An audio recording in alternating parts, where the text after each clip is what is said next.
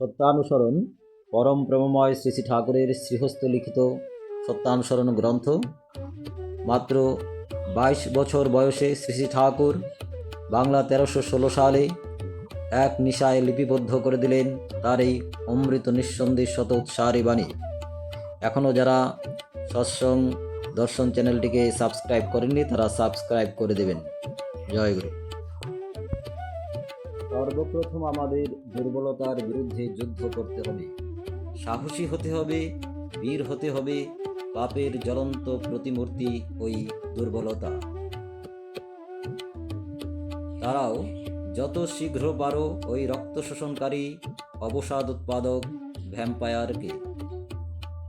স্মরণ করো তুমি সাহসী, স্মরণ করো তুমি শক্তির তনয়, স্মরণ করো তুমি পরম পিতার সন্তান।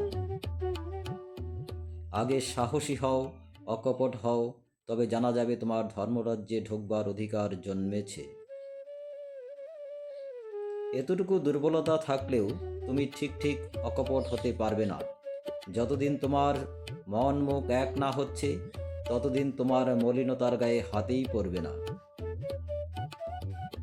মন মুখ এক হলে ভিতরে আর গলদ জমতে পারে না, গুপ্ত আবর্জনা ভাষায় ভেসে উঠে পড়ে, পাপ গিয়ে তার ভেতর বাসা বাঁধতে পারে না। ঘটে যাওয়াটা বরং দুর্বলতা নয় গো, কিন্তু চেষ্টা না করাই দুর্বলতা। তুমি কোনো কিছু করতে প্রাণপণে চেষ্টা করা সত্ত্বেও যদি বিফল মনোরথ হও, ক্ষতি নাই, তুমি ছেড়ো না, ওই অম্লান চেষ্টাই তোমাকে মুক্তির দিকে নিয়ে যাবে। আজকের এই ভিডিওটি যদি আপনাদের ভালো লেগে থাকে তাহলে লাইক এবং শেয়ার করবেন এবং সাবস্ক্রাইব না করলে সাবস্ক্রাইব করে দেবেন। ধন্যবাদ।